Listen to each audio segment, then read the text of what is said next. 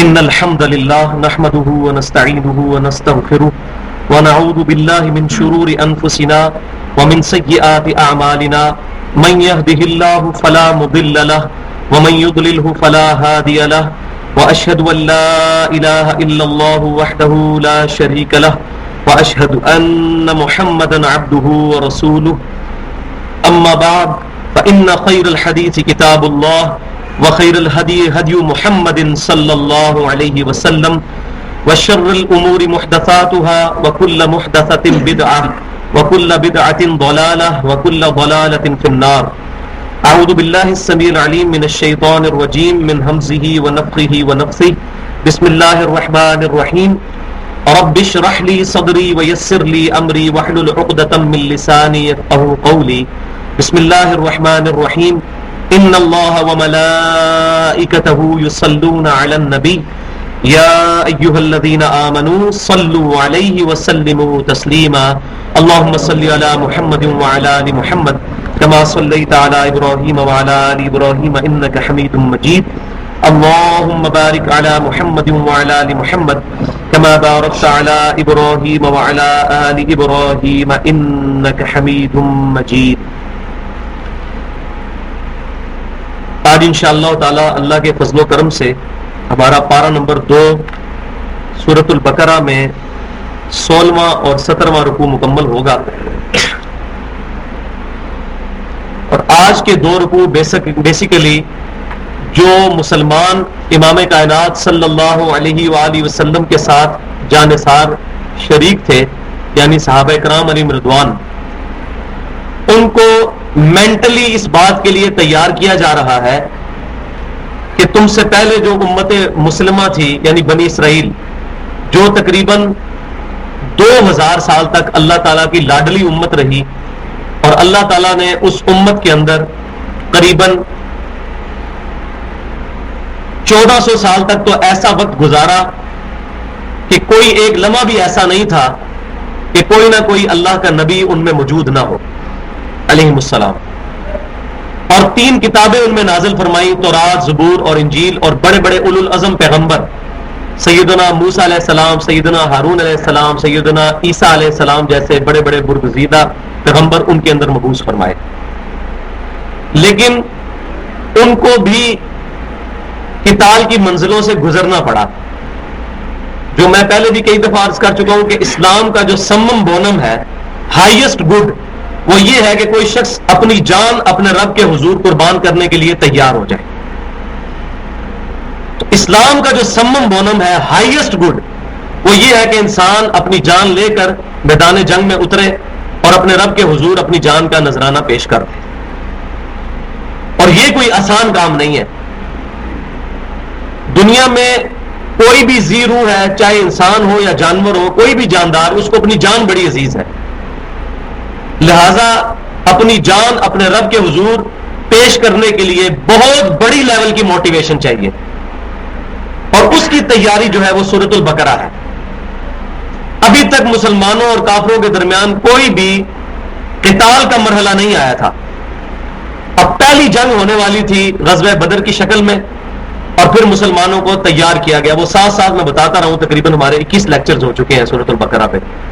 تو آج یہ پرٹیکولر وہ موضوع آنے لگا ہے کہ اس امت محمدیہ صلی اللہ علیہ وسلم سے جو پہلے امت تھی، امت مسلمہ سابقہ یعنی بنی اسرائیل، یعقوب علیہ السلام کی اولاد، ان پر بھی ایک وقت آیا تھا آج سے تقریباً 3500 سال پہلے کہ اللہ تعالیٰ نے ان پر قتال کا مرحلہ جو ہے وہ فرض کیا، اور ان میں بھی اکثر لوگ جو ہے وہ اللہ تبارک و تعالیٰ کے لیے جان دینے کے لیے تیار نہ ہوئے اور راہ حق سے ہٹ گئے. بہت کم لوگوں نے اپنے وقت کے نبی کا ساتھ دیا. اب مسلمانوں کو بھی ذہنی طور پر پریپیئر کیا جا رہا ہے کہ کہیں ایسا نہ ہو کہ جب تمہیں مکے سے نکالا گیا تھا اس وقت تم پروفٹ صلی اللہ علیہ وسلم سے بار بار ریکویسٹ کرتے تھے کہ یا رسول اللہ صلی اللہ علیہ وسلم ہمیں اجازت دیں کہ ہم کافروں کے ساتھ قتال کریں، اور اب قتال کا مرحلہ آیا تو یہ نہ ہو کہ تم بھی پیٹ پھیر کے بھاگ جاؤ جیسے کہ بنی اسرائیل کے لوگ بھاگ گئے تھے. ان کی پوری ہسٹری بریف کر کے ساتھ ساتھ کمپیریزن کروایا جائے گا کہ اس وقت یہ جب صورتحال ہوئی تو اس وقت کے پروفٹ نے ان کی کس طرح تربیت کی اور ان پر کیسے کیسے مرحلے آئے، تمہیں بھی ان مرحلوں سے گزرنا ہے. تو تو یہ غزوہ بدر کی تیاری پر یہ 2 رکوع ہیں.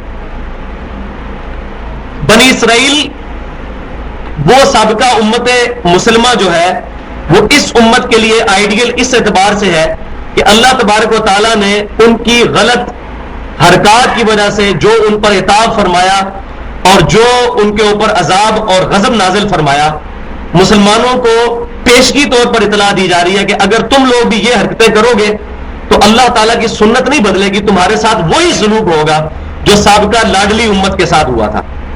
تو یہ مسلمانوں کو بھی تیاری کی جا رہی ہے اس سورۃ البقرہ کے اندر. تو اس کو پڑھتے ہوئے یہ نہ سمجھیے یہ پرانے زمانے کی کوئی سٹوری ہے، بلکہ اس سے مورل لیسنز بھی نکلتے ہیں. تو میں تھوڑی سی ہسٹری بتا دوں بنی اسرائیل کی تاکہ یہ 2 رکوع سمجھنے ہمارے لیے آسان ہو جائے. اور گفتگو میں میری طرف اٹینٹو رہا کرے کہ دروازے پہ تو بھائیوں نے آتے رہنا ہے. ایک بندہ بھی داخل ہوتا ہے سارے ادھر دیکھتے ہوئے، پتہ نہیں کوئی خود کا حملہ آور آیا، انشاءاللہ تعالیٰ وہ اللہ تبارک و تعالیٰ کا معاملہ ہے، وہ ہم یہاں بیٹھیں گے تو بیٹھے بیٹھے جنت میں پہنچ جائیں گے. تو میری طرف اٹینٹو رہے. آپ میں سے کوئی شخص آپس میں بات کرتا ہے ادھر ادھر ہوتا ہے نا، تو میری جو کیفیت طاری ہوتی ہے وہ ختم ہو جاتی ہے، کیونکہ میں نے رٹی رٹائی تو گفتگو کرنی نہیں ہوتی. اسی وقت جو کچھ ذہن میں آ رہا ہوتا ہے وہ بیان کرتا ہوں. تو 1400 سال قبل مسیح علیہ السلام یعنی حضرت عیسیٰ علیہ السلام کی پیدائش سے 1400 سال پہلے سیدنا موسیٰ علیہ السلام مصر سے اپنی قوم کو جو تقریباً 6 لاکھ کی نفری پر مشتمل تھی اور 12 قبیلے تھے 50-50 ہزار کے، وہ لے کر نکلے. یعنی آج سے تقریباً 3,500 سال پہلے، 2000 سال تو ہو چکے عیسیٰ علیہ السلام کی پیدائش کو. عیسیٰ علیہ السلام کی پیدائش سے بھی 1400 سال پہلے موسیٰ علیہ السلام مصر سے اپنی قوم کو لے کر نکلے. اور پھر اسی راستے میں وہ جب کوہ طور کے پاس پہنچے تو امت کو جو ہے وہ پیچھے ہی ٹھہرایا اور خود کوہ طور پر گئے. وہاں پر اللہ تبارک و تعالیٰ نے آپ علیہ السلام کو تورات عطا فرمائی. یہ بڑی ڈیٹیل کے ساتھ چیزیں میں سورۃ البقرہ میں ساتھ ساتھ عرض کرتا رہا. اس کا کلائمیکس آئے گا سورۃ الاعراف کے اندر جا کر، ڈیٹیل جو ہے. یہاں مختصر بات ہے تاکہ اس بات کو سمجھا جائے. تو جب موسیٰ علیہ السلام کوہ طور سے واپس آئے تو پھر آ کر امتیوں کو یہ بات بتائی کہ اللہ تبارک و تعالیٰ نے تمہارے لیے اپنے ڈیوائن وزڈم میں یہ فیصلہ کیا ہے کہ تم تھوڑی سی ہمت دکھاؤ اور اس فلسطین کی سرزمین میں داخل ہو جاؤ جو تمہارے آباء و اجداد سیدنا ابراہیم علیہ السلام اور سیدنا اسحاق علیہ السلام اور سیدنا اسماعیل علیہ السلام کا مسکن ہے، جو اب کافروں کے قبضے میں ہے، ان کو آزاد کرواؤ. اب جہاد کی پلاننگ جو ہے وہ شروع ہوئی کہ ظاہر ہے کہ وہ فلسطین کی جو سرزمین کافروں کے قبضے میں تھی وہ بغیر قتال کے تو حاصل ہونے کی نہیں تھی. تو موسیٰ علیہ السلام نے اپنے 2 حواریوں کو، 2 صحابی جو تھے جن میں ٹاپ آف دا لسٹ یوشع بن نون علیہ السلام تھے، ان کو وہاں جو ہے وہ جاسوسی کے لیے بھیجا کہ فلسطین کی صورتحال جا کر دیکھیں کیا حالات سازگار ہے کہ ہم کس اعتبار سے اس قتال کی تیاری کر سکتے ہیں. ان کے ساتھ باقی لوگ بھی موجود تھے جو ساتھ جاسوسی کے لیے گئے.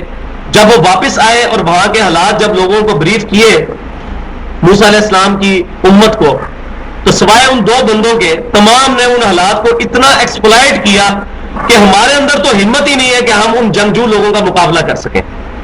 لہذا سب کے سب لوگ جو ہے سوائے چند ایک لوگوں کے، 2 سیدنا موسیٰ علیہ السلام، سیدنا ہارون علیہ السلام اور سیدنا یوشع بن نون علیہ السلام اور 1-2 اور آدمیوں کے علاوہ سب کے سب لوگ کہنے لگے کہ موسیٰ علیہ السلام آپ اور آپ کا رب جو ہے جا کے لڑے، ہم لوگوں میں ہمت نہیں ہے کہ ہم فلسطین کو آزاد کروا سکیں. حالانکہ ان کی تعداد 6 لاکھ تھی، 50-50 ہزار کے 12 قبیلے تھے.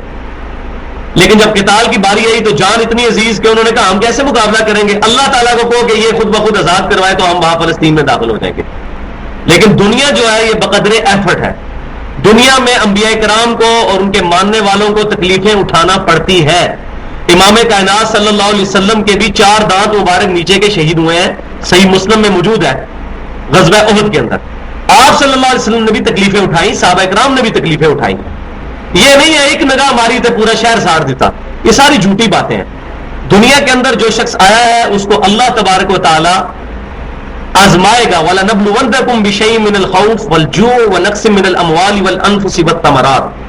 اللہ تبارک و تعالیٰ آزمائش ڈالے گا تبھی تو پتہ چلے گا کون کھرا ہے اور کون کھوٹا. اللہ کو تو پتہ ہے، لیکن اللہ تبارک و تعالیٰ کی سنت ہے کہ اس چیز کو سب کے سامنے عیاں فرماتا ہے. اس کا ڈیٹیل ذکر آئے گا سورہ المائدہ کے 4 رکوع کے اندر کہ موسیٰ علیہ السلام کے اور ان کے ماننے والوں کے درمیان کیا گفتگو ہوئی جب انہوں نے قتال کا انکار کر دیا.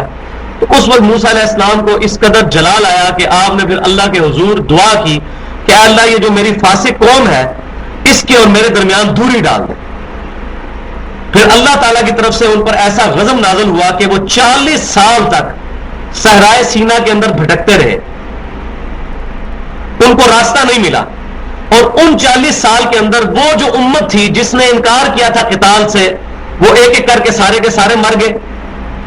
اور اس ریگستان کے ٹف ماحول کے اندر ان کی اولاد پیدا ہوئی اور انہوں نے وہ تقریباً 30-40 سال اس ریگستان میں جو ہے وہ اپنا بچپن اور جوانی گزاری. تو وہ ٹف لوگ تھے جو کہ تکلیفیں برداشت کر سکتے تھے. جب وہ نئی امت تیار ہوئی پھر اللہ تبارک و تعالیٰ نے جو خلیفہ اول تھے سیدنا موسیٰ علیہ السلام کے، جو موسیٰ علیہ السلام اسی دوران فوت بھی ہو گئے، یہ 40 سال کا جو پیریڈ ہے، تو جو موسیٰ علیہ السلام کے خلیفہ اول تھے سیدنا یوشع بن نون علیہ السلام جو نبی تھے، ان کی قیادت میں پھر وہ جو ٹف حالات جس امت نے سہے تھے، پرانی امت تو مر گئی، نئے جو لوگ پیدا ہوئے انہوں نے پھر جذبات میں آ کر کہا کہ ہم لڑیں گے اب اور فلسطین کو آزاد کروائیں گے. پھر یوشع بن نون علیہ السلام اس امت کو لے کر نکلے اور جا کر سب سے پہلا جو شہر فتح کیا وہ تھا جیریکو، اریحا، آج بھی وہ شہر ہے جیریکو کے نام سے فلسطین کا. اور اس کے بعد آہستہ آہستہ کچھ عرصے کے اندر پورا فلسطین جو ہے وہ فتح ہوا. لیکن غلطی وہاں پر یہ ہوئی کہ فلسطین فتح ہونے کے بعد بھی 12 حکومتیں بنی 12 قبیلوں کی وجہ سے. ہونا تو چاہیے تھا ایک مرکزی حکومت بنتی، لیکن 12 حکومتیں بنی. اور ظاہر ہے کہ جب 12 حکومتیں ہوں گی تو پھر وہاں پر لڑائی جھگڑا جو ہے وہ شروع ہو جائے گا. اور پھر یہ سلسلہ لڑائی جھگڑے کا جو ہے وہ ایسا شروع ہوا کہ ایک وقت آیا 586 قبل از مسیح کہ ان کی آپس کی خانہ جنگی کی وجہ سے اللہ تبارک و تعالیٰ نے ان کے اوپر ایسا معاملہ کیا کہ کفار ان کے اوپر غالب ہو گئے اور ان کی ساری حکومت جو ہے وہ ختم ہو گئی. 586 قبل از مسیح میں یہ ان کا دوسرا فال آیا تھا. اس سے پہلے جو ہے سیدنا یوشع بن نون علیہ السلام نے جب 12 حکومتیں قائم کی تو یہ حکومتیں 300 سال تک چلی. 300 سال کے بعد پھر کافروں کا قبضہ ہو گیا مسلمانوں کے اوپر، یعنی بنی اسرائیل کے اوپر. اور پھر اللہ تبارک و تعالیٰ کا ان پر ایسا غضب نازل ہوا کہ ان کے سارے لوگ جو ہے وہ کافروں کے ہاتھوں پسے اور انہوں نے ان کو غلام بنا لیا، ان کی عورتوں کو غلام بنا لیا اور ان سے کام لینے شروع کر دیے. پھر انہوں نے اللہ تبارک و تعالیٰ کے حضور دعائیں شروع کی تو اللہ تبارک و تعالیٰ نے ان کے اندر پھر دوبارہ سے ریولوشن پیدا کی. سیدنا سموئیل علیہ السلام، یہ ساری کی ساری باتیں تورات اولڈ ٹیسٹمنٹ میں موجود ہیں اور تقریباً وہ ساری باتیں فٹ ان دا سٹوری ہوتی ہیں جو قرآن پاک میں چیزیں بیان ہوئی ہیں، اس لیے میں بیان کر رہا ہوں. تو یہ ساری باتیں تورات میں، آج جو تورات موجود ہے اولڈ ٹیسٹمنٹ، اس کے اندر سموئیل نام کا پورا چیپٹر ہے. تو سموئیل نبی تھے، ان کو انہوں نے پھر ریکویسٹ کی کہ آپ ہمارے لیے کوئی ایک کمانڈر جو ہے وہ مختص کر دیں، اس کی قیادت میں ہم لڑیں گے. اور دوبارہ سے جس طرح کہ آج سے 300 سال پہلے یوشع بن نون علیہ السلام نے فتوحات کی تھی، ہم فتح کریں گے، فلسطین کو آزاد کروائیں گے. پھر اللہ تبارک و تعالیٰ نے طالوت کو مقرر کیا ان کا کمانڈر. پھر اس کی سرکردگی میں وہ پورا معاملہ ہوا. وہ ہے غزوہ بدر جس کا ذکر یہاں پر، غزوہ بدر سابقہ امت مسلمہ کا. اور مزے کی بات ہے تاریخ میں کافی روایتیں ایسی ملتی ہیں اتھینٹک کہ جو بتاتی ہیں کہ طالوت کے ساتھ بھی صرف 313 لوگ تھے، جیسا کہ غزوہ بدر کے اندر امام کائنات صلی اللہ علیہ وسلم کے ساتھ 313 صحابہ کرام علیہ رضوان تھے. تو یہ سیم اینالوجی ہے. تو یہ سابقہ امت مسلمہ کا جو ہے وہ غزوہ بدر. پھر اس کے بعد سارے معاملات آگے چلے، وہ آگے ڈیٹیل جب آئے گی تو میں عرض کروں گا. پھر یہ جب طالوت کی قیادت کے اندر مسلمانوں نے، یعنی کہ سابقہ امت مسلمہ نے جب فتوحات کی، دوبارہ سے پھر حکومت قائم ہو گئی. اور یہ حکومت پھر بہت بڑے لیول کی حکومت قائم ہوئی، لیکن پھر یہ بھی زیادہ عرصہ نہ چل سکی. اور 586 قبل از مسیح کے اندر ان کی حکومت بھی ختم ہوئی اور ہیکل سلیمانی جو ہے وہ بھی، ٹیمپل آف سلیمان جس کو کہتے ہیں، وہ توڑ دیا کافروں نے. اور پھر جو ہے وہ یہودیوں کو قید کر لیا. پھر اس طرح سلسلہ ان کا شروع ہوا. اور اسی دوران پھر اللہ تعالیٰ نے سیدنا عزیر علیہ السلام کو پیدا فرمایا ان کے اندر. تو سیدنا عزیر علیہ السلام نے اس چیز کی دعوت دی کہ لوگوں توبہ کرو، اللہ کی طرف رجوع کرو. اور اسی عرصے میں 100 سال کے لیے اللہ تعالیٰ نے عزیر علیہ السلام کو سلا دیا. پھر 100 سال کے بعد عزیر علیہ السلام جب زندہ کیے گئے، یعنی اپنے وہ سونے کے بعد دوبارہ اٹھائے گئے، پھر اللہ تبارک و تعالیٰ نے 458 قبل از مسیح کے اندر سیدنا عزیر علیہ السلام کی قیادت کے اندر جو ہے ایسا معاملہ فرمایا کہ وہاں سے ذوالقرنین بادشاہ ایران کا اس نے جو ہے حملہ کیا عراقیوں کے اوپر، اور وہاں سے پھر یہودیوں کو آزاد کیا. پھر فلسطین دوبارہ سے جو ہے وہ یہودیوں کے یعنی بنی اسرائیل سابقہ امت مسلمہ کے قبضے میں آیا. اور پھر یہ معاملہ جو ہے کچھ عرصہ چلتا رہا، لیکن پھر سن 70 عیسوی کے اندر دوبارہ ٹائٹس نے حملہ کیا اور یروشلم کو مکمل طور پر تباہ کر دیا، اور جو ان کا ٹیمپل آف سلیمان تھا ہیکل سلیمانی اس کو مکمل طور پر گرا دیا. اس کی صرف ایک دیوار جو ہے وہ باقی بچی جو آج تک موجود ہے، جس کے سامنے یہودی جو کھڑے ہو کر جو ہے دیوار گریہ جس کو کہتے ہیں، وہ ترات پڑھتے ہیں ایسے سے ساتھ روتے بھی ہیں. وہ ایک دیوار جس کو وہ دوبارہ سے اب ہیکل سلیمانی تعمیر کرنا چاہتے ہیں. تو 70 عیسوی میں ان کا وہ فائنل طور پر ہیکل سلیمانی گرا. یعنی نبی صلی اللہ علیہ وسلم کی پیدائش سے 500 سال پہلے تک یہودیوں کا قبلہ گر چکا تھا، جو آج تک گرا ہوا ہے، آج تک گرا ہوا ہے. ان کو توفیق نہیں ہو سکی کہ وہ اپنا قبلہ دوبارہ سے تعمیر کر سکیں ہیکل سلیمانی. تو یہ ساری کی ساری ہسٹری پتہ ہونی چاہیے تاکہ یہ ساری باتیں سمجھ آئیں. تو 70 عیسوی میں وہ ہیکل سلیمانی ٹوٹا، اور 571 عیسوی میں امام کائنات صلی اللہ علیہ وسلم دنیا میں تشریف لائے. یعنی آپ کی پیدائش کے وقت یہودیوں کے قبلے کو گرے ہوئے 500 سال گزر چکے تھے. تو یہ ساری میں نے بریف ہسٹری بیان کی. اب آپ کو یہ ساری باتیں ایزیلی سمجھ آئیں گی، کیونکہ اس میں باتیں اشارتاً آئیں گی، اور جب تک ہسٹری ذہن میں نہ ہو تو باتیں پھر سمجھ نہیں آتی. بسم اللہ الرحمن الرحیم. آیت نمبر 243 سے رکوع نمبر 16 سے شروع کرتے ہیں. الم تر الی الذین خرجوا من دیارہم وہم الوف حذر الموت. کیا تم نے نہیں دیکھا ان لوگوں کی طرف جو اپنے گھروں سے نکلے تھے تو ہزاروں کی تعداد میں تھے، لیکن ان پر موت کا ڈر غالب تھا. اب یہ اس کا ذکر ہو رہا ہے جو 50 ہزار کے 12 لشکر 6 لاکھ کی نفری موسیٰ علیہ السلام کے ساتھ نکلی. تاریخ میں اور بھی اس طرح کی روایتیں ملتی ہیں، لیکن سب سے اتھینٹک یہی ہے کہ یہ موسیٰ علیہ السلام کے بارے میں ذکر ہے یہاں پر. لیکن ان پر موت کا خوف طاری ہوا. فقال لهم اللہ موتوا، تو اللہ تعالیٰ نے بھی جلال میں آ کر فرمایا کہ مر جاؤ. تم پر پہلے ہی موت کا خوف طاری ہے تو اب مر جاؤ. یعنی اب یہ امت مر جائے. اور وہ سزا ان کو کیا ملی کہ 40 سال تک صحرائے سینا میں وہ بھٹکتے رہے، اور وہ سب لوگ جنہوں نے بزدلی دکھائی تھی وہ صحرائے سینا میں مر گئے. اور اب نئی نسل ان کی تیار ہوئی جن کو تقریباً 30-40 سال اس ٹف ماحول میں ہوئے. ان کے اندر نوجوانوں کے اندر جذبہ تھا، انہوں نے پھر آگے جا کر قتال کیا. تو اللہ تعالیٰ نے ان کو فرمایا موتو، مر جاؤ. وہ مر گئے. ثم احیاہم، پھر ہم نے ان کو زندہ کیا. اس سے مراد وہ ایگزیکٹ موت نہیں بلکہ مانوی موت ہے کہ بعد زندگی ہے، کہ اللہ تبارک و تعالیٰ نے ان میں نئی امت پیدا کی جو جہاد کے لیے پھر تیار ہوئی. ان اللہ لذو فضل علی الناس ولکن اکثر الناس لا یشکرون. بے شک اللہ تعالیٰ بڑا مہربان ہے اپنے بندوں پر، لیکن اکثر لوگ اللہ تعالیٰ کا شکر ادا نہیں کرتے. اللہ تعالیٰ تو مہربانی فرمانے والا ہے، لیکن انسان ناشکرا ہے. وقاتلوا فی سبیل اللہ واعلموا ان اللہ سمیع علیم. اب یہ اس وقت بھی ان لوگوں سے خطاب ہوا، اور پرٹیکولر اب صحابہ کرام علیہم رضوان سے خطاب ہو رہا ہے کہ قتال کرو، اللہ تعالیٰ کی راہ میں جہاد کرو، اور جہاد کا آخری درجہ قتال. اور یہ جان لو ان اللہ سمیع علیم، کہ بے شک اللہ تعالیٰ سب کچھ علم رکھنے والا، جاننے والا اور سننے والا ہے. من ذا الذی یقرض اللہ قرضا حسنا، کون ہے جو اللہ تعالیٰ کو قرض حسنا دے. اب دیکھیں اللہ کی راہ میں جہاد 2 طریقے سے ہوگا، جہاد بالمال اور جہاد بالسیف. اور ان دونوں کی بنیاد ہے تزکیہ نفس، جس پہ پہلی ضرورت ہے کرنے کی. ابھی کئی لوگ ہیں جو جہاد کے اوپر کام کر رہے ہیں، لیکن سب سے پہلے تزکیہ نفس ضروری ہے کہ جو شخص جہاد کے لیے تیار کیا جا رہا ہے اس کا تزکیہ نفس ہو، تاکہ واقعی جب وہ اللہ کے حضور جان پیش کرے تو اللہ تعالیٰ اس کی جان قبول بھی کرے.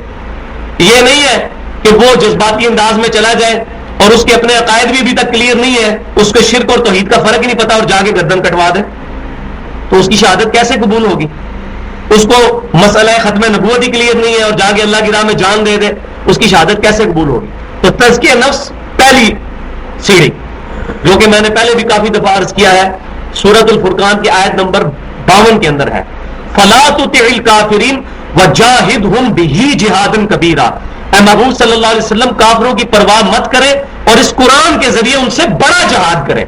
تو قرآن کے ذریعے بڑا جہاد کیا ہوگا؟ تزکیہ نفس، یتلو علیہم آیاتہ ویزکیہم ویعلمہم الکتاب والحکمہ۔ نبی صلی اللہ علیہ وسلم قرآن کی آیات تلاوت کرتے ہیں، ان کا دل پاک کرتے ہیں، ان کو کتاب اور حکمت کی تعلیم دیتے ہیں، اور اس سے پہلے یہ کھلی گمراہی کے اندر تھے۔ یہ 4 دفعہ قرآن میں یہ ٹاپک آیا۔ تو تزکیہ نفس پہلے، اس کے بعد پھر جہاد بالمال۔ ظاہر مال کے بغیر تو قتال نہیں ہو سکتا، ریسورسز کی تو ضرورت ہے۔ آج بھی جو پاکستان اٹامک پاور بنا ہے، تو آپ کو کیا پتا کہ بلینز آف ڈالرز حکومت کے خرچ ہوئے ہیں اس ٹیکنالوجی کو اچیو کرنے کے لیے، اور ابھی بھی ہمارے ڈیفنس کا بجٹ جو ہے وہ سارے بجٹ سے بڑھ کر ہے، مور دین 50% بجٹ جو ہے وہ ڈیفنس کے اوپر لگتا ہے۔ تو مال کی تو ضرورت ہے قتال کے لیے، اور اس کے بعد پھر انسان کا اپنا ایسا تزکیہ ہو چکے کہ انسان اپنا نفس بھی اپنے رب کے حضور قربان کرنے کے لیے تیار ہو جائے۔ تو یہ فرمایا جا رہا ہے کہ من ذا الذی یقرض اللہ قرضا حسنا، کون ہے جو اپنے رب کو قرض حسنا دے، یعنی اللہ کی راہ میں مال خرچ کرے۔ اور یہ اللہ تعالیٰ کی قدردانی دیکھیں، اللہ فرماتا ہے یہ میرے ذمہ قرض ہے، حالانکہ اسی کا دیا ہوا ہے، لیکن وہ کہہ رہا ہے میری راہ میں خرچ کرو گے، یہ میرے ذمہ قرض ہے، اور اس قرض کو میں قیامت والے دن کتنے گنا کر کے لوٹاؤں گا۔ فَيُضَاعِفَهُ لَهُ أَضْعَافًا كَثِيرًا، تو اللہ تعالیٰ اس کو دگنا چگنا کر کے واپس کرے، بڑھا کر واپس کرے۔ وَاللَّهُ يَقْبِضُ وَيَبْسُطُ وَإِلَيْهِ تُرْجَعُونَ، اور اللہ تعالیٰ جس کے لیے چاہتا ہے رزق کم کر دیتا ہے، جس کے لیے چاہتا ہے بڑھا دیتا ہے، اور تم نے لوٹ کر بھی بالآخر اللہ کے پاس جانا ہے۔ یعنی یہ جو مال اللہ کی راہ میں خرچ کر رہے ہو، یہ اللہ کے پاس تو ڈپازٹ ہو گیا اللہ کے ڈیوائن بینک کے اندر، اور اس کا کئی گنا پروفٹ تمہیں ملے گا، لیکن اصل بات تو یہ ہے کہ تم نے بھی مار کے اپنے رب کے حضور ہی آنا ہے، مال بھی آگے بھیجو گے، خود بھی آگے ہی آنا ہے، تو وہاں مال کو پاؤ گے دگنا اور چگنا، اللہ تبارک و تعالیٰ کے حضور تمہیں جو ہے رضا کا مقام حاصل ہوگا۔ اب وہ شروع ہو رہا ہے 300 سال کے بعد کا واقعہ۔ جوشے بن نون علیہ السلام نے جب فتوحات کی، اس کے پھر 300 سال کے بعد جب دوبارہ سے بنی اسرائیل پر برا وقت آیا، تو اس وقت جو وقت کے نبی تھے سموئیل علیہ السلام، ان کو انہوں نے کہا الم تر الی الملأ من بنی اسرائیل من بعد موسیٰ، کیا تم نے نہیں دیکھا اس گروہ کو کہ جو موسیٰ علیہ السلام کے بعد بنی اسرائیل میں آیا، یعنی تقریباً 300 سال کے بعد۔ اذ قالوا لنبی لہم ابعث لنا ملکا، جب کہ انہوں نے اپنے نبی سموئیل علیہ السلام سے کہا، یہ بریکٹ میں ہے سموئیل علیہ السلام، یہ تورات سے ہمیں پتہ چلتا ہے، کہ آپ ہمارے لیے ایک امیر مقرر کر دیں، نقاتل فی سبیل اللہ، تاکہ اس کی امارت کے اندر ہم اللہ کے حضور قتال کریں اور دوبارہ سے فلسطین کو حاصل کریں۔ ظاہر لیڈرشپ کے بغیر تو کام نہیں چل سکتا۔ جب بھی نبی صلی اللہ علیہ وسلم بھی قتال کے لیے کوئی مہمات بھیجتے تھے تو ایک امیر بنا کر بھیجتے تھے۔ اسی طریقے سے سیدنا ابوبکر صدیق رضی اللہ تعالیٰ کے زمانے میں جب فتنے اٹھے، سیدنا خالد بن ولید رضی اللہ تعالیٰ عنہ کو آپ نے امیر بنا کے بھیجا، کہیں ابو عبیدہ ابن جراح کو بھیجا، کہیں سعد بن ابی وقاص کو بھیجا، کہیں عمر بن عاص کو بھیجا رضی اللہ عنہم اجمعین۔ تو ایک امیر کی تو ضرورت ہے، حالانکہ یہ ان کی ڈیمانڈ غلط تھی اس اعتبار سے، کیونکہ پروفٹ جب موجود ہے تو وہی لیڈرشپ سنبھالے گا، لیکن اللہ تبارک و تعالیٰ نے ان سے صرف نظر فرماتے ہوئے ان کی بات کو قبول کر لیا۔ نقاتل فی سبیل اللہ، کہ ہم اللہ کی راہ میں قتال کریں۔ قال هل عصیتم ان کتب علیکم القتال الا تقاتلوا، تو ان کے نبی نے وہ کانٹے کی بات کی کہ کہیں ایسا نہ ہو کہ جب تم پر فرض کر دیا جائے قتال تو تم قتال کرنے سے پھر پیچھے ہٹ جاؤ۔ یہ نہ ہو کہ اب تو تم کہہ رہے ہو کہ ہم فلسطین آزاد کروائیں گے، لیکن جب اللہ تعالیٰ حکم دے تو جس طرح موسیٰ علیہ السلام کے ساتھ سوائے 2-4 بندوں کے کوئی بندہ ساتھ نہیں رہا تھا، تو اب ایسا نہ ہو کہ تم بھی پھر میرا ساتھ چھوڑ جاؤ، اور یہی ہوا۔ حالانکہ ان نبی نے پہلے یہ بات کہہ دی کہ تم یہ حرکت کرو گے، تو اب وہ کیا جواب دینے لگے ان کے امتی؟ قالوا وما لنا الا نقاتل فی سبیل اللہ، وہ کہنے لگے کہ اللہ کے نبی علیہ السلام ہمیں کیا ہوا ہے کہ ہم اللہ کی راہ میں قتال نہ کریں، ہم تو ضرور قتال کریں گے۔ کیوں؟ وَقَدْ أُخْرِجْنَا مِنْ دِيَارِنَا، جبکہ ہمیں اپنے گھروں سے نکال دیا گیا ہے، فلسطین ہم سے چھین لیا ہے کافروں نے، وَأَبْنَائِنَا، اور ہماری اولاد کو بھی جو ہے وہاں سے نکال دیا گیا ہے، ہم اپنی اولاد گھر بار سب سے دور ہو گئے ہیں، ہم کیوں نہیں اللہ کی راہ میں قتال کریں گے، ہم اپنی سرزمین حاصل کریں گے۔ فَلَمَّا كُتِبَ عَلَيْهِمُ الْقِتَالُ، پس جب پھر اللہ تعالیٰ نے ان پر قتال فرض کر دیا، تَوَلَّوْا إِلَّا قَلِيلًا مِّنْهُمْ، سب کے سب پیٹ پھیر گئے سوائے چند ایک لوگوں کے۔ بھائیو یہ بہت کم لوگ ہوتے ہیں جو اس مرتبے پر ہوتے ہیں کہ ان صلاتی و نسکی و محیایا و مماتی للہ رب العالمین، بے شک میری نماز، میری قربانی، میرا جینا، میرا مرنا سب کچھ اللہ کے لیے، اللہ از دا ٹاپ پرائورٹی، اللہ ترجیح اول۔ بہت کم لوگ ہوتے ہیں جو اللہ تعالیٰ کو ترجیح اول مانتے ہیں۔ وقت کے نبی موجود ہیں، ان کے ساتھ ساتھی صحابہ ہیں، لیکن اللہ تعالیٰ فرما رہا ہے کہ سب کے سب پیٹ پھیر گئے جب قتال ان پر فرض ہوا سوائے چند ایک لوگوں کے۔ واللہ علیم بالظالمین، اللہ تعالیٰ ان ظالموں سے بخوبی واقف ہے جنہوں نے اپنے اوپر ظلم کیا، اللہ تعالیٰ سے پہلے کہہ کے قتال جو ہے فرض کروایا اور اس کے بعد پیٹ پھیر گئے۔ وقال لهم نبيهم ان اللہ قد بعث لكم طالوت ملکا، اور اس وقت کے نبی نے اپنے امتیوں سے، سموئیل نبی علیہ السلام نے کہا کہ بے شک اللہ تعالیٰ نے مقرر کیا ہے طالوت کو تمہارے لیے کمانڈر کے طور پر۔ ان کا نام موجود ہے تورات کے اندر ساؤل کے نام سے، طالوت۔ یہ بڑے جو ہے وہ ہے سمجھے کہ ہیوی ڈیوٹی قسم کے انسان تھے، باقی لوگ جو ہے ان کے کندھے تک آتے تھے، ان کی بڑی صحت تھی اور ان کا علم بھی اللہ تعالیٰ نے ان کو عطا فرمایا تھا اور حکمت بھی عطا فرمائی تھی۔ اللہ تبارک و تعالیٰ نے ان کو جسم کے اعتبار سے بھی باقی لوگوں پر غلبہ عطا فرمایا تھا، لیکن ان کے اندر خاندانی طور کے اوپر ایک کمزوری یہ تھی کہ یہ اس خاندان سے نہیں تھے کہ جو بنی اسرائیل کا پرٹیکولر خاندان تھا، لیکن اللہ تبارک و تعالیٰ تو نسلی تعصب کو نہیں دیکھتا، جیسا صحیح مسلم میں حدیث ہے کہ اللہ تبارک و تعالیٰ تمہاری شکلوں کو اور تمہارے مال کو نہیں دیکھتا، اللہ تعالیٰ تمہارے دلوں اور اعمال کو دیکھتا ہے۔ تو اللہ تبارک و تعالیٰ کے نزدیک کرائٹیریا آف ججمنٹ جو ہے وہ تو تقویٰ ہے، رائچسنس ہے۔ تو اللہ تبارک و تعالیٰ نے اس نبی علیہ السلام کے ذریعے طالوت رضی اللہ تعالیٰ عنہ کو، کیونکہ کسی صحیح سند سے ثابت نہیں کہ یہ پیغمبر تھے، اس لیے میں ان کے لیے رضی اللہ تعالیٰ عنہ کا لفظ استعمال کر رہا ہوں، ان کو جو ہے وہ بادشاہ کے طور پر مقرر کیا۔ قالوا انا يكون له الملك علينا ونحن احق بالملك منه، جب وہ مقرر کر دیا تو اب انہوں نے نیا جو ہے نا وہ مقدمہ کھڑا کر دیا، وہ کہنے لگے کیوں کر ہو سکتا ہے ایسا شخص ہماری حکومت کا امیر، حالانکہ ہم زیادہ حقدار ہیں حکومت کے، یعنی ہم نسلی طور پر اعلیٰ خاندان سے ہیں، یہ کیسے جو ہے ہمارے اوپر امیر ہو سکتا ہے؟ اور یہ نسلی تعصب آج بھی جیوز کے اندر موجود ہے۔ کوئی بھی نان جیو جو ہے جنٹائل ان کا دین قبول نہیں کر سکتا، وہ کہتے ہیں کہ جیو جو ہوگا وہ بائی برتھ ہی ہوگا، جو سیدنا اسرائیل علیہ السلام جو یعقوب علیہ السلام کا لقب تھا ان کی اولاد سے ہوگا۔ وَلَمْ يُؤْتَ سَعَةً مِّنَ الْمَالِ، اور اللہ تبارک و تعالیٰ نے اس کو مال میں تو کوئی برتری نہیں دی ہوئی ہے، یہ کیا لڑے گا خاک جا کر، نعوذ باللہ۔ قال ان اللہ اصطفاہ علیکم وزادہ بسطۃ فی العلم والجسم، تو نبی علیہ السلام نے فرمایا کہ بے شک اللہ تعالیٰ نے اس کو چن لیا ہے تم پر اور اس کو زیادہ کیا ہے، بڑھایا ہے تمہارے پر، علم کے اعتبار سے بھی اور اپنی جسمانی طاقت کے اعتبار سے۔ یہ دو خوبیاں ہیں جس کی بنا پر اللہ تبارک و تعالیٰ نے اسے تم پر فوقیت دی، لیکن اس میں بھی دیکھ لیں پہلی فوقیت جو ہے علم کی ہے، یہ نہیں ہے کہ جاہل ہے، وہ گنوار ہے بہت اونچا لمبا کوئی 7-8 فٹ کا جو ہے وہ جاہل ماز ہے اس کو تمہارے اوپر لگا دیا، ایسا نہیں ہے۔ پہلی چیز علم ہے، العلم، انما یخشی اللہ من عبادہ العلماء، اللہ کی معرفت اہل علم کو ہوتی ہے۔ تو علم میں اور جسم میں اللہ تعالیٰ نے اسے تم پر پرائورٹی دی ہوئی ہے، وہ زیادہ حقدار ہے۔ واللہ یؤتی ملکہ من یشاء واللہ واسع علیم، اور اللہ تبارک و تعالیٰ جسے چاہتا ہے اپنا ملک عطا فرماتا ہے اور اللہ تعالیٰ وسعت والا، علم والا ہے۔ یہ اللہ تبارک و تعالیٰ کی ڈیوائن ججمنٹ ہے کہ وہ کس کے لیے مختص کرے کہ اس کو جو ہے تمہارا امیر مقرر کیا جائے۔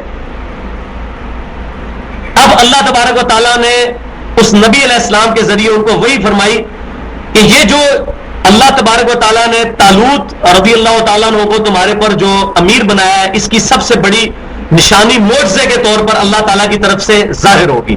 اس نشانی کا ذکر آ رہا ہے جو اللہ تعالیٰ کی طرف سے تصدیق ہوگی اس بات کی کہ واقعی طالوت رضی اللہ تعالیٰ عنہ ہی حقدار ہے اس امارت کے. وقال لهم نبیہم، اور کہا ان کے نبی سموئیل علیہ السلام نے ان سے، ان آیت ملکہ ان یاتیکم التابوت فیہ سکینہ، کہ اس طالوت کی بادشاہی کی جو نشانی ہے سب سے بڑی وہ یہ ہوگی کہ تمہارے پاس وہ تابوت آ جائے گا جس میں تمہارے لیے سکون ہے. تابوت سکینہ. یہ تابوت سکینہ کیا تھا؟ یہ تابوت سکینہ جو ہے ایسا تابوت تھا جس کے اندر موسیٰ علیہ السلام اور ہارون علیہ السلام کے تبرکات رکھے ہوئے تھے. ان کے کپڑے تھے، ان کی جوتیوں کے جوڑے تھے، تورات کی تختیاں تھیں اس کے اندر، اور اسی طریقے سے عصا موسوی بھی تھا. یہ ڈیٹیلز ہمیں تورات کے اندر ڈیٹیل ملتی ہے اور تفسیر کی کتابوں کے اندر بھی. اور اس کی وجہ سے ان کے دل ٹھنڈک پاتے تھے اور وہ یہ تصور رکھتے تھے کہ یہ انبیاء کرام کے جو تبرکات ہیں اس کی برکت سے اللہ تعالیٰ ہمیں جہاد میں قتال کے اندر فتح نصیب فرمائے گا. اب ہوا کیا تھا کہ جب کافروں نے ان سے فلسطین چھینا تھا موسیٰ علیہ السلام کی وفات کے 300 سال کے بعد، یعنی 1100 قبل از مسیح میں، تو اس وقت وہ تابوت سکینہ بھی ساتھ لے گئے تھے. جب تابوت سکینہ وہ ساتھ لے گئے تو اللہ تبارک و تعالیٰ نے کچھ عرصہ تو ان کے پاس رہا، لیکن جب یہ ریولوشن آنے شروع ہوئی اس وقت اللہ تعالیٰ نے ان پر طاعون کا، پلیگ کا جو مرض ہے وہ مبتلا کر دیا. تو وہاں کے جو حکیم تھے اور جو دانا لوگ تھے انہوں نے کہا کہ یہ جو تابوت ہے یہ تمہارے لیے منحوس ہے، اس کو ایک ریڑے کے اوپر رکھو، آگے بیل باندھو اور ان بیلوں کو ہانک دو تاکہ یہ تابوت تمہارے علاقے سے نکل جائے تو طاعون کا مرض جو ہے ختم ہو جائے گا. کافروں کے دل میں یہ بات ڈال دی گئی. انہوں نے وہ تابوت سکینہ اس پہ رکھا اور بیلوں کو ہانک دیا، اور اللہ تعالیٰ نے فرشتوں کے ذریعے اس ان بیلوں کو ہانکتے ہوئے یہاں لے آیا. بالکل اینڈ ٹائم کے اوپر یہ معجزہ ظاہر ہوا جس میں یہ اللہ تعالیٰ کی طرف سے تصدیق تھی کہ باقی طالوت رضی اللہ تعالیٰ عنہ اس چیز کے حقدار ہے کہ وہ تمہارے امیر بنے. تو اس تابوت کے اندر ان کے دل کا سکون تھا، وہ یہ سمجھتے تھے کہ اس کی برکت سے اللہ تعالیٰ ہمیں فتوحات عطا فرماتا ہے، اور یہ بات صحیح ہے. وہ میں آگے آپ کو بتاتا ہوں. فی سکینۃ من ربکم وبقیۃ مما ترک آل موسیٰ وآل ہارون تحملہ الملائکہ. وہ تابوت جس میں تمہارے دل کی ٹھنڈک، سکینہ کا سامان موجود ہے، تمہارے رب کی طرف سے تمہارے پاس آئے گا، جس میں بچی ہوئی چیزیں ہیں. موسیٰ علیہ السلام اور ہارون علیہ السلام کے تبرکات اس میں رکھے ہوئے ہیں، اور اس کو فرشتے صندوق کو اٹھائے ہوئے تمہارے پاس آئیں گے، وہ فرشتے ہانک کر لائیں. تو میں نے ایک بات کی قرآن کی اس آیت سے، یہ بڑی اب سینسٹیو ایشو میں ڈسکس کرنے لگا ہوں، کیونکہ ہمارے معاشرے میں افراد و تفرید بہت ہے. جو لوگ تبرکات کا مانتے ہیں وہ اس درجے تک مانتے ہیں کہ وہ پھر شرک کے اندر مبتلا ہو جاتے ہیں، اور جو اپنی طرف سے توحید کی دعوت پیش کرنے کی کوشش کرتے ہیں وہ تبرکات کی نفی کرتے کرتے گستاخی کے اندر چلے جاتے ہیں. تو یہ پینڈولم کی دو ایکسٹریمز ہیں، ایک توحید بیان کرنی ہے تو توہین تو نہیں بیان کرنی. تو توحید کی آڑ میں انبیاء کرام کے تبرکات کا انکار نہیں کیا جا سکتا. یہاں بھی ان تبرکات کا ذکر ہے. اس کانٹیکسٹ میں کچھ حدیثیں میں بتاتا ہوں آپ کو تاکہ ہم اس میں پینڈولم درمیان میں آئے. جو لوگ غلو کرتے ہیں ان کو بھی بات سمجھ آئے، اور جو اس طرف تفرید کرتے ہیں، ایگزیجریشن اس طرف کرتے ہیں کہ کوئی تبرک کوئی چیز نہیں ہے، کوئی نسبت کوئی چیز نہیں ہے، وہ بھی بکواس کرتے ہیں. تو یہ درمیان کی بات ہے. صحیح بخاری اور مسلم کی متفق علیہ حدیث ہے، امام کائنات صلی اللہ علیہ وسلم فرماتے ہیں کہ میری امت قتال کے لیے نکلے گی.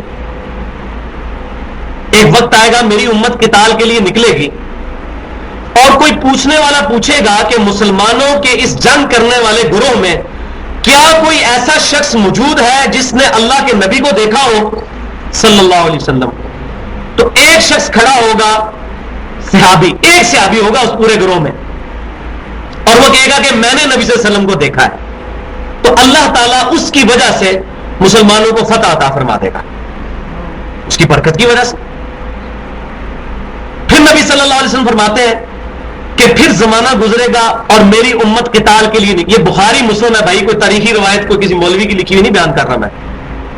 میری امت قتال کے لیے نکلے گی. پھر پوچھنے والا کوئی پوچھے گا کیا تم میں کوئی ایسا شخص ہے جس نے اللہ کے نبی کے دیکھنے والے کو دیکھا ہو، یعنی کوئی تابعی موجود ہے، صحابہ تو فوت ہو چکے ہوں گے، تو ایک شخص کھڑا ہوگا, وہ کہے گا ہاں میں نے صحابہ کرام کو دیکھا ہوا ہے, اللہ تعالیٰ پھر فتح دے دے گا میری امت کو, پھر زمانہ گزرے گا اور میری امت قتال اور جہاد کے لیے نکلے گی. تو کوئی پوچھنے والا پوچھے گا کیا تم میں کوئی ایسا شخص ہے جس نے اللہ کے نبی کے دیکھنے والے کو دیکھا ہو, یعنی کسی تابعی کو دیکھا ہو, کوئی تبع تابعی موجود ہے تم میں؟ تو ایک شخص کھڑا ہوگا, وہ کہے گا کہ میں ہوں. اللہ تعالیٰ پھر مسلمانوں کو فتح دے دے گا. یہی وہ 300 سال کا مسلمانوں کا عروج کا پیریڈ ہے جس میں صحابہ کرام, تابعین اور تبع تابعین کے وجود کی برکت سے اللہ تعالیٰ نے مسلمانوں کو فتوحات دی.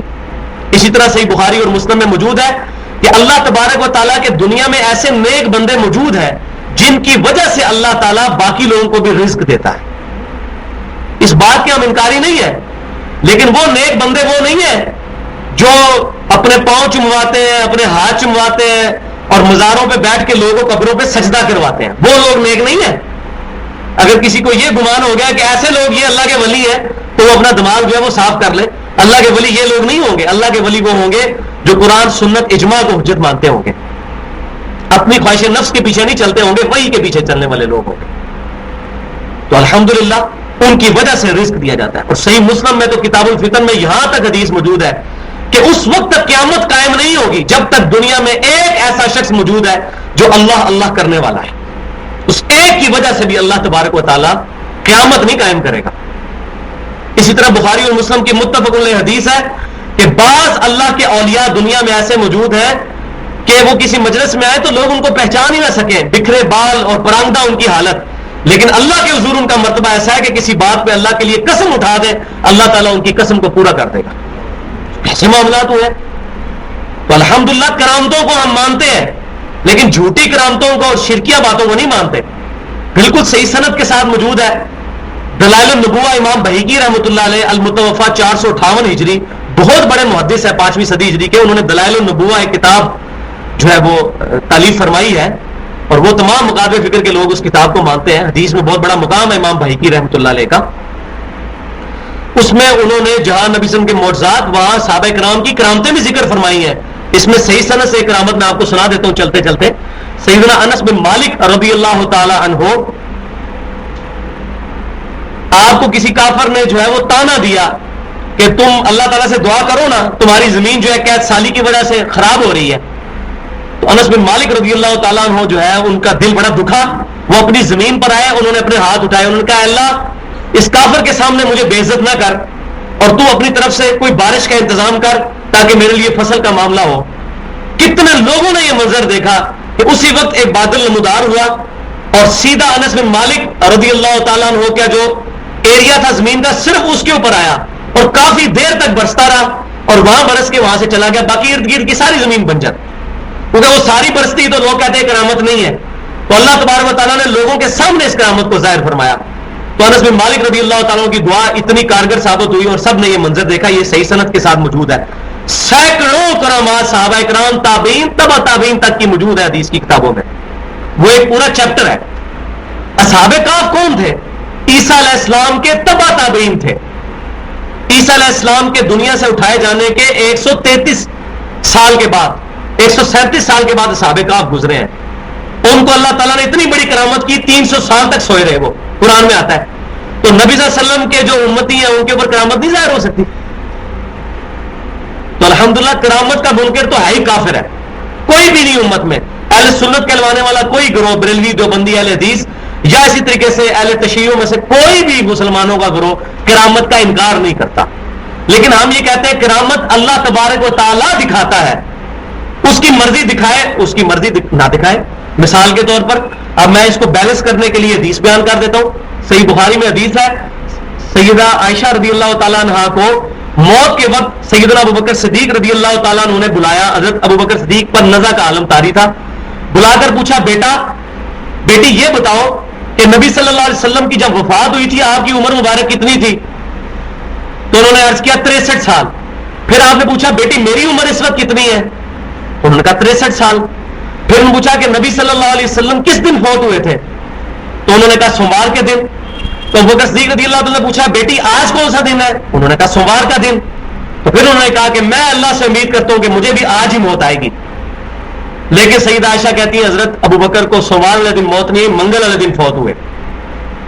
تو یہاں اللہ تعالیٰ نے ان کی دعا قبول نہیں کی، شکر نہیں قبول کی، تاکہ یہ بعد والے آنے والے جتنے جھوٹے ہیں جو کہتے ہیں انہوں نے پہلے ہی داستا سی میں کدوں مرنا ہے، ان کے ساروں کے منہ بند ہو جائیں. ابو بکر صدیق کا تو اندازہ غلط نکلا، یہ بخاری میں ہے، کوئی تاریخی روایت نہیں ہے. تو اللہ تعالیٰ کی مرضی کرامت ظاہر کرے نہ کرے، دعا قبول کرے نہ کرے. ہاں انبیاء کا معاملہ ڈیفرنٹ ہوتا ہے، انبیاء کی دعا قبول ہوتی ہے، اور جو قبول نہیں ہونی ہوتی وہ پہلے ہی منع کر دیا جاتا ہے کہ دعا کرنی نہیں ہے. تو یہ دونوں افراد و تفریح سے بچ کے حق کا راستہ ہم نے اس میں اختیار کرنا ہے. تو تابوت سکینہ جو ہے ان کے دل کی ٹھنڈک تھی اس تابوت سکینہ کے اندر، تو وہ اللہ تبارک و تعالیٰ کی طرف سے ان کے پاس آیا. اور یہاں یہ بھی بات یاد رکھیں، انبیاء کرام کے جو تبرکات ہیں، جیسے میں نے ذکر کیا یہاں پر موسیٰ علیہ السلام اور حضرت ہارون کا پرٹیکولر ذکر ہوا، انبیاء کے جو اپنے تبرکات ہیں وہ بہت اہمیت کے حامل ہوتے ہیں. صحیح بخاری میں انس بن مالک کہتے ہیں رضی اللہ تعالیٰ عنہ، نبی صلی اللہ علیہ وسلم کے وفات کے بعد 82 سال تک زندہ رہے ہیں. سب سے زیادہ حدیثیں روایت کرنے والے صحابہ جو 6 ہیں ان میں سے تیسرے نمبر پہ ہیں. وہ کہتے ہیں صحیح بخاری میں الفاظ ہے کہ نبی صلی اللہ علیہ وسلم کا ایک بال مبارک میرے پاس ہونا دنیا اور جو کچھ دنیا کے اندر ہے اس سے بڑھ کے مجھے محبوب ہے. تو وہ تبرکات کی تو اہمیت ہے.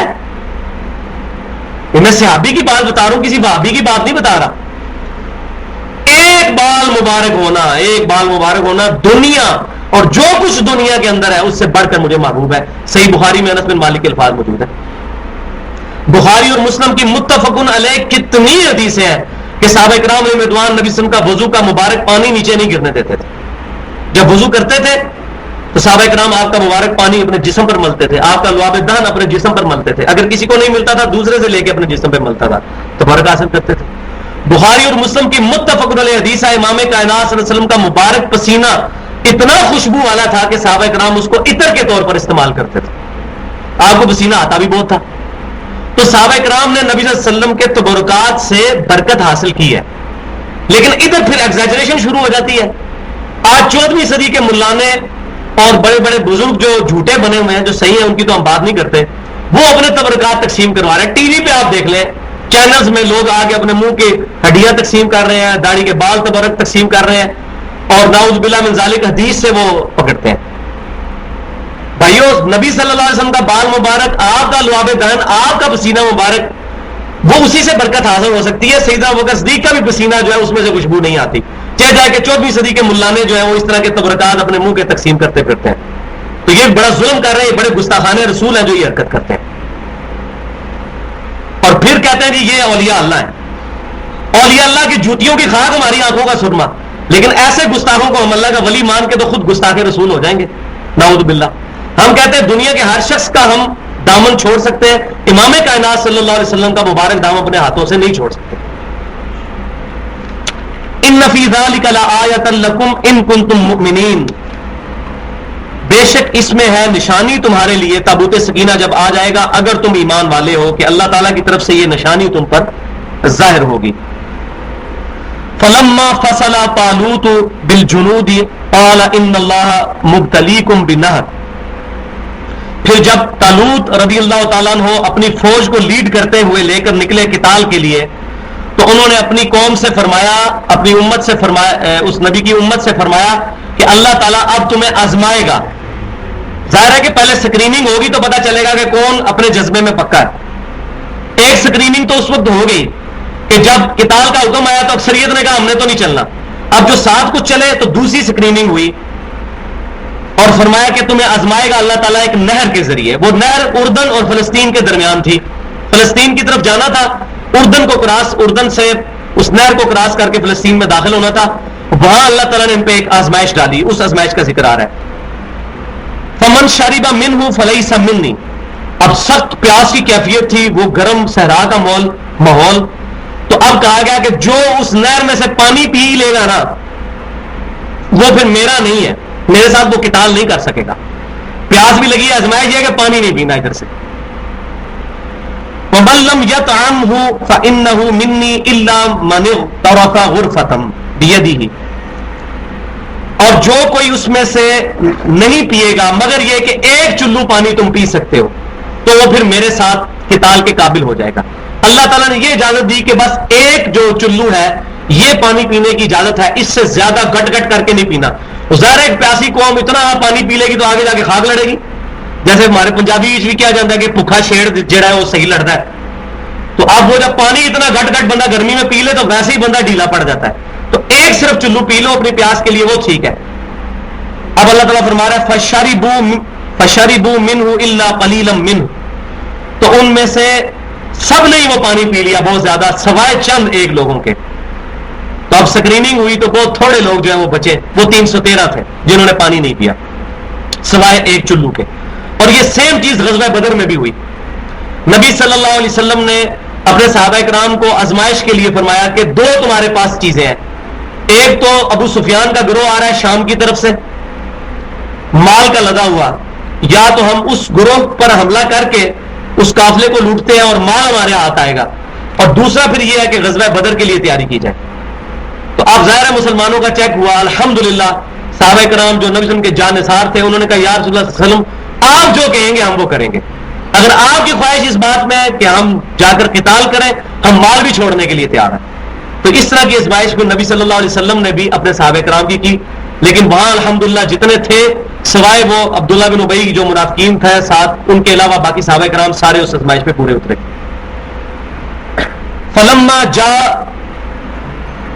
فلما جاوزه هو والذین آمنوا معه، پھر جب عبور کر لیا طالوت نے اور ان کے ساتھ جتنے لوگ تھے ایمان والے، انہوں نے عبور کر لیا اس کو، اس نہر کو.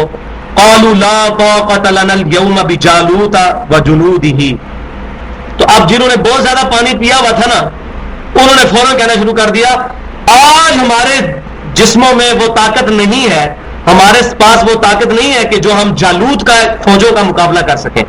یہاں سے طالوت تھے اور وہاں سے کافروں میں جالوت، جو تورات کے اندر گولیت نام ان کا لکھا ہوا ہے اس وقت بھی. جولیت، وہ جالوت ہم جو ہے وہ جالوت کہتے ہیں، وہ جولیت کہتے ہیں اپنی عبرانی لینگویج کے اندر، ابھی بھی تورات کے اندر یہ موجود ہے. تو طالوت کی جو ساتھ فوج نے کہا کہ آج ہم مقابلہ، ظاہر ہے انہوں نے پانی پی لیا ہوا تھا. اب انہوں نے تو یہ کہا، اور جو ایمان والے تھے انہوں نے کیا کہا؟ قال الذین یظنون انہم ملاقو اللہ، پھر وہ لوگ جو کہ یقین رکھتے تھے کہ انہیں ایک دن اپنے رب سے ملاقات کرنی ہے، قیامت والے دن accountability of day of judgment ہے، اللہ کے حضور پہنچنا ہے، وہ کامل الایمان 313 کیا کہنے لگے؟ کم من فئۃ قلیلۃ غلبت فئۃ کثیرۃ باذن اللہ. اور کتنی بار ہوا ہے کہ بڑے چھوٹے سے گروہ نے اللہ کے اذن کے ساتھ بہت بڑے گروہ کے اوپر غلبہ پا لیا ہے. یہ تو اللہ کی طاقت ہے. نبی صلی اللہ علیہ وسلم کی بھی دعائیں پڑھیں آپ، صحیح بخاری میں الفاظ موجود ہیں، بندے پہ رکت طاری ہو جاتی ہے. نبی صلی اللہ علیہ وسلم کا مبارک خیمہ لگا ہوا ہے اور آپ صلی اللہ علیہ وسلم دعا کر رہے ہیں کہ اے اللہ آج اگر یہ مٹھی بھر مسلمان ختم ہو گئے تو قیامت تک تیرا نام لیوا کوئی نہیں ہوگا، اے اللہ ان کی مدد فرما. آپ صلی اللہ علیہ وسلم دعا فرما رہے ہیں لا الہ الا انت سبحانک انی کنت من الظالمین یا حی یا قیوم برحمتک استغیث. یہ دعائیں آپ صلی اللہ علیہ وسلم رو رو کر مانگ رہے ہیں، حتیٰ کہ یہ حالت ہوگی کہ سیدنا ابوبکر صدیق رضی اللہ تعالیٰ عنہ نے نبی صلی اللہ علیہ وسلم سے کہا کہ یا رسول اللہ بس کریں بس کریں، آپ اتنے جو ہے وہ کمٹمنٹ کے ساتھ اپنے رب، آپ کے رب نے آپ کے ساتھ وعدہ کیا ہے کہ غزوہ بدر میں کامیابی ہوگی تو وہ ضرور دے گا. لیکن اللہ کا جو نبی ہوتا ہے اس کو تو وہ اللہ تبارک و تعالیٰ کی مشیت کے بارے میں وہ جانتا ہے کہ اللہ تعالیٰ اپنے ڈیوائن وزڈم میں کسی وقت بھی کوئی فیصلہ ٹرن کر سکتا ہے، تو اللہ تعالیٰ کا ڈیوائن وزڈم ہے. تو نبی صلی اللہ علیہ وسلم بار بار دعا کر رہے ہیں اور ان الفاظ میں یا اللہ اگر یہ ختم ہو گئے تو قیامت تک کوئی تیرے نام لیوا موجود نہیں ہوگا.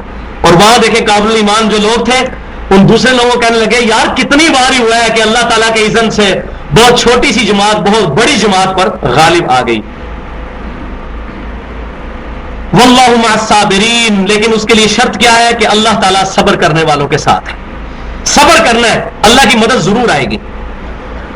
وَلَمَّا بَرَزُوا لِجَالُوتَ وَجُنُودِهِ، اور جب ان کا پھر آمنا سامنا ہوا طالوت اور ان کی قوم کا جالوت کے اور ان کے فوجیوں کے ساتھ، ہزاروں کا لشکر ہے، یہاں سے 313 ہے، جس طرح کہ ہمارے غزوہ بدر میں بھی تھا، سامنے 1000 کا لشکر، یہاں سے 313.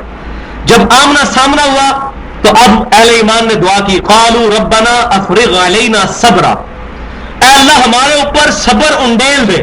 اس کو سمجھے کہ پوری بالٹی ہمارے پہ جیسے ہم پانی کی انڈیل لیں نا، اے اللہ ہم پر صبر انڈیل دے، ہم ثابت قدم رہیں. وثبت اقدامنا، اور ہمارے قدموں کو جما دینا، وانصرنا علی القوم الکافرین، اور ان کافروں کے مقابلے میں اللہ تو ہماری مدد کرنا۔ تو بٹوین دا ورڈ صحابہ کرام کو یہ دعا سکھائی جا رہی ہے کہ جب تم بھی کافروں کے سامنے آؤ گے نا تو تم وہی دعا کرنا جو تم سے اتنا عرصہ پہلے جو ہے تقریباً سمجھے کہ 1100 سال پہلے، نبی صلی اللہ علیہ وسلم کے اس وقت سے 1100 سال بھی نہیں، تقریباً آپ سمجھے کہ 1600 سال پہلے، 1100 سال تو قبل از مسیح ہے اور 500 سال وہ بھی، 1600 سال پہلے جب سابقہ امت مسلمہ کا واسطہ کافروں سے پڑا تو انہوں نے دعا کی تھی، اے رب ہمارے ہم پر صبر انڈیل دے اور ہمارے قدموں کو جما دے اور ہمیں کافروں کے مقابلے میں کامیابی عطا فرما۔ اللہ اکبر۔ فَهَزَمُوهُمْ بِإِذْنِ اللَّهِ، پس انہوں نے اللہ کے اذن سے شکست دے دی کافروں، اللہ کے اذن سے۔ وَقَتَلَ دَاوُودُ جَالُوتَ وَآتَاهُ اللَّهُ الْمُلْكَ وَالْحِكْمَةَ وَعَلَّمَهُ مِمَّا يَشَاءُ، اور قتل کر دیا داؤد علیہ السلام نے جالوت کو، اور اللہ تعالیٰ نے پھر ان کو ملک اور حکمت اور علم ان کو سکھایا جو چاہا۔ یہ بہت انٹرسٹنگ واقعہ ہے جو تورات کے اندر موجود ہے۔ یہاں سے جالوت جو تھے وہ بہت بڑے جو امیر کی حیثیت سے مسلمانوں کی طرف سے تھے، اور وہاں سے طالوت علیہ رضی اللہ تعالیٰ، اور وہاں سے جالوت گولیت جو تھا وہ بہت بڑا جو ہے وہ دیو ہیکل قسم کا انسان تھا، پورا جسم اس کا زرہ سے بھرا ہوا تھا، صرف ایک آنکھ کی جگہ تھی جو اس کی خالی ہوتی جسے وہ دیکھتا تھا، پورے جسم پہ لوہا ہی لوہا ہوتا تھا، ڈرپوک بھی تھا، پورے جسم پہ لوہا۔ اب اس کو کون جا کے مارے؟ باقی لوگ تو جو ہے وہ اس کے قدموں تک آتے تھے، کہتے ہیں اس کے گھٹنوں تک نہیں تھے پہنچتے مسلمانوں کے فوجی، اتنی اس کا قد تھا۔ اب کون اس سے مقابلہ کرے؟ وہ تو ویسے ہی اٹھا کے فوجیوں کو ایسے پھینکتے۔ تو اب وہ جو تھا جالوت گولیت، اس کے مقابلے میں سیدنا داؤد علیہ السلام جو اس وقت تک نبی نہیں بنے تھے، لیکن اللہ کے ڈیوائن وزڈم میں تو ہمیشہ سے نبی ہوتا ہے، لیکن ان کو نبوت آفیشلی ابھی تک جو ہے تفویض نہیں ہوئی تھی، وہ اس وقت گڈریا تھے، بکریوں کو وہ پالتے تھے، اور ان کے ہاتھ میں ایک گوپیا ہوتا تھا۔ گوپیا آپ سمجھے کہ ایک رسی جس کے آگے دستانہ بنا ہوا تھا چمڑے کا، اس میں وہ پتھر رکھتے تھے ٹینچر، اور وہ گھما کے نا ایسے پھینکتے تھے، اور وہ شیروں کے جبڑے بھی توڑ دیا کرتے تھے۔ جو شیر ان کے بکریوں کی طرف آتا تھا تو وہ آج کے حساب سے آپ سمجھ لیں گولی، اور اس وقت وہ گوپیا ان کے پاس ہوتا تھا، تو رسی گھماتے تھے اور زور سے ایسے کر کے جب پھینکتے تھے نا تو ایسا ان کا پکا نشانہ تھا کہ سیدھا جا کے شیر کے اوپر جا کے لگتا تھا، شیر مار دیتے تھے وہ اس پتھر سے۔ تو انہوں نے پھر طالوت رضی اللہ تعالیٰ عنہ سے کہا کہ اس نامختون کا کام میں تمام کروں گا، نامختون جس کے ختنے نہیں ہوئے ہوئے۔ تو یہ اس وقت مسلمان جو ہیں وہ کافروں کو چھیڑنے کے لیے لفظ استعمال کرتے تھے بغیر ختنوں والے، کیونکہ ختنہ جو ابراہیم علیہ السلام کی سنت ہے، یہودی عیسائی بھی ختنہ کرواتے ہیں۔ امریکہ کے اندر کتنے لوگ ہیں بچہ پیدا ہوتے ہی وہ ختنہ کر دیتے ہیں، سارے کرتے ہیں، عیسائی بھی ختنہ کرتے ہیں، ہندو نہیں کرتے۔ تو ابراہیم علیہ السلام کی امت کی یہ سنت ہے جو ہماری امت میں بھی جاری ہوئی ختنے کرنے کی۔ تو داؤد علیہ السلام نے کہا کہ اس نامختون کا کام میں تمام کروں گا، تو انہوں نے اپنے گوپیے کے اندر وہ پتھر رکھ کر پھینکا، اللہ تبارک و تعالیٰ کی طرف سے ایسا معجزہ ظاہر ہوا کہ وہ پتھر جو ہے وہ اسی ایک سوراخ سے اس کی آنکھ سے نکلتا ہوا اس کے بھیجے کے اندر پہنچا اور وہ گر گیا۔ پھر حضرت داؤد علیہ السلام نے اس کی جو ہے وہ گردن جو ہے وہ تان سے جدا کی، اور اس کی گرنے کی دیر تھی کہ مسلمانوں کو غلبہ ہو گیا، اللہ تعالیٰ نے فتح دے دی۔ اور داؤد علیہ السلام کے اس جو ان کے عمل کی وجہ سے اللہ تعالیٰ نے فرمایا وَقَتَلَ دَاوُودَ جالوت، گولیت کو ڈیوڈ نے قتل کر دیا۔ ڈیوڈ کہتے ہیں تورات کے اندر داؤد علیہ السلام کو، وَآتَاهُ اللَّهُ الْمُلْكَ وَالْحِكْمَةَ، پھر اللہ تعالیٰ نے ان کو وہ بادشاہی عطا فرمائی اور حکمت عطا فرمائی۔ اور بادشاہی کیسے عطا فرمائی کہ طالوت کی ایک بیٹی تھی جو اللہ تعالیٰ نے ایسا معاملہ فرمایا کہ طالوت نے اس خوشی میں اپنی بیٹی داؤد علیہ السلام کے ساتھ بیاہ دی۔ 16 سال تک طالوت رضی اللہ تعالیٰ نے مسلمانوں کے حکمران رہے۔ طالوت کے مرنے کے بعد سیدنا داؤد علیہ السلام 40 سال تک مسلمانوں کے حکمران رہے۔ پھر داؤد علیہ السلام کے مرنے کے بعد، ان کی وفات کے بعد، ان کے بیٹے سلیمان علیہ السلام 40 سال تک مسلمانوں کے حکمران رہے۔ تو یہ خلافت راشدہ ان کی 100 سال تک چلی۔ ہماری خلافت راشدہ 30 سال تک چلی، لیکن وہ عہد نبوت کے ساتھ ہے۔ اور بنی اسرائیل کی خلافت راشدہ موسیٰ علیہ السلام کے بعد یوشع بن نون نے جب فتوحات کی، اس کے بھی 300 سال کے بعد وہ پھر دور آیا، اور وہ 100 سال تک خلافت راشدہ ان کی جاری رہی۔ اور سلیمان علیہ السلام کے اوپر آ کے پھر وہ معاملہ ختم ہوا، ان کے 2 بیٹوں میں اختلاف ہوا اور مسلمانوں میں حکومت بٹ گئی، جس طرح کہ یہاں بھی حضرت علی رضی اللہ تعالیٰ عنہ سے سیدنا معاویہ رضی اللہ تعالیٰ عنہ نے اجتہادی غلطی کے باعث اختلاف کیا اور مسلمانوں میں خلافت راشدہ جو ہے وہ ختم ہوئی. آخری خلیفہ حضرت علی رضی اللہ تعالیٰ عنہ. تو بالکل سیم انالوجی بنتی ہے. تو اللہ تعالیٰ نے ان کو ملک، حکمت اور ان کو علم سکھایا، اور اسی سے چیز ظاہر ہوتی ہے کہ وہ نبی بنائے گئے. اور آگے ذکر بھی آئے گا داؤد علیہ السلام. بعض لوگ کہتے ہیں یہ داؤد اور ہے وہ داؤد اور ہے، ایسا نہیں ہے.